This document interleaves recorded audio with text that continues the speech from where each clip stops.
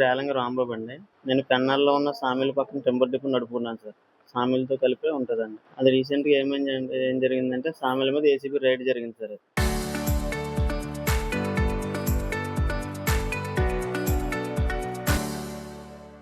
ACB ride జరిగింది. దానికి సంబంధించిన ప్రైమ్ ఆఫ్ ఎవిడెన్స్ కింద వీడియో రికార్డులు, ఆడియో రికార్డులు వాళ్ళు పట్టుకెళ్లారు సార్. ఆ వీడియో రికార్డులు, ఆడియో రికార్డులు పట్టుకెళ్ళడానికి మెయిన్ కారణం ఏంటంటే వాళ్ళు వీడియో తీసుకుని నన్ను కంప్యూటర్‌లో డౌన్‌లోడ్ చేసి పెన్ డ్రైవ్ చేసి ఇమ్మన్నారు సార్.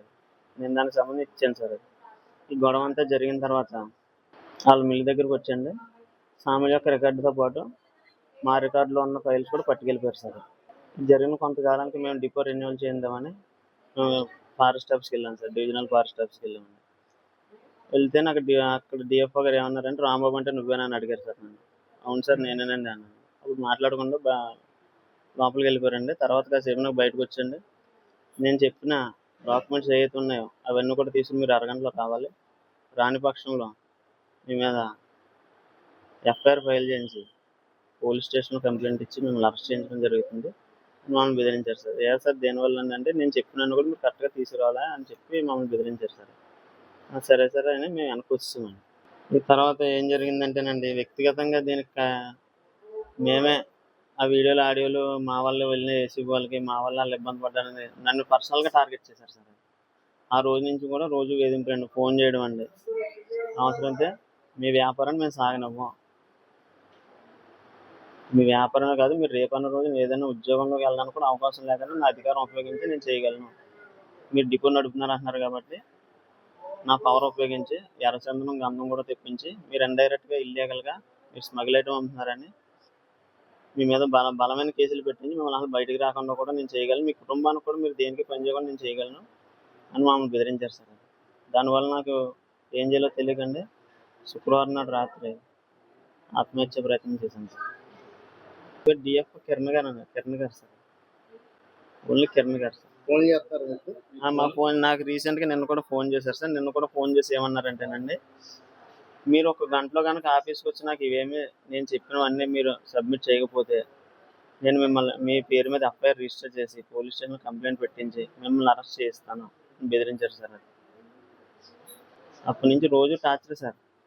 ఆ ఏసీబీ గొడవ జరిగిన దగ్గర నుంచి కూడా ప్రతిరోజు టార్చరేనండి. మానసికంగా అసలు బతకనివ్వట్లేదు. ఆయన డిఎఫ్ఓ గారండి, డిఎఫ్ఓ కిరణ్ గారండి. ఆయన ద్వారానే సార్ ఇదంతా నడిపేది. రాంబాబు అనే అబ్బాయి మా అబ్బాయి అండి.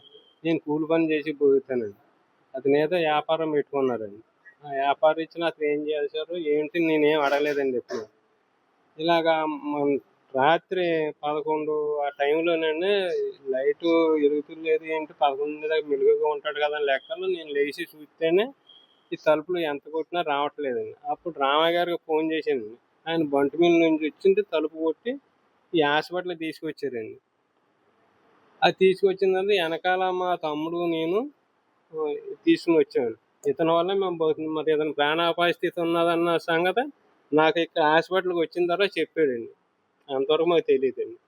వచ్చిన తర్వాత చెప్పాడు ఆఫీసర్లో నన్ను బాధ పెట్టేస్తున్నారా ఇంతవరకు చెప్పలేదు ఇప్పుడు చెబుతున్నానని హాస్పిటల్కి వచ్చిన తర్వాత చెప్పాడండి.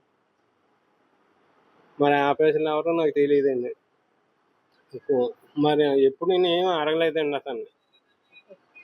రాంబాబు అని అతను లైసెన్స్ రామాంజలం టింబర్ డిపో దానికి లైసెన్స్ హోల్డర్ అండి. సో మేము 2-3 రోజుల కింద అతను లైసెన్స్ రెన్యువల్ కోసం కొన్ని used documents plus 3A3B register abstract ఇవ్వడం జరిగింది. సో దాంట్లో పూర్తిగా ఇవ్వకపోవడం వలన మేము మళ్ళీ అతను ఫోన్ చేసి ఒరిజినల్స్ 3Aలో ఏదైతే సరుకు వచ్చిందో దాని రిలేటెడ్గా ఒరిజినల్ పర్మిట్స్ అడగడం జరిగింది. సో మళ్ళీ వచ్చి ఒక 2 పర్మిట్స్ ఒరిజినల్ పర్మిట్స్ ఇచ్చి రిటర్న్ అక్నాలజ్మెంట్తో తీసుకోవడం జరిగింది.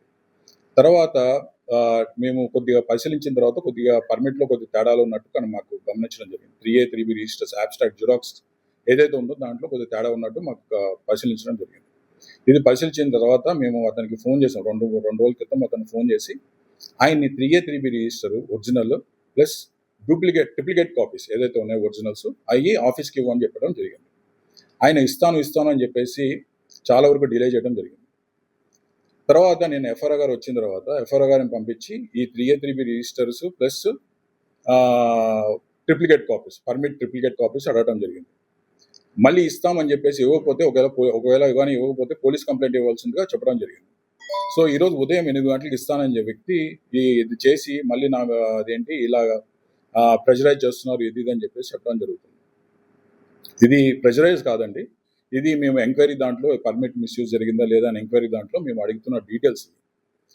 ఎప్పుడైనా మేము ఏదైతే ట్రిప్లికేట్ కానీ మేము detail 3A3B originals abstract originals కానీ అడిగినప్పుడు వాళ్ళు ఖచ్చితంగా మాకు ఇవ్వాలి.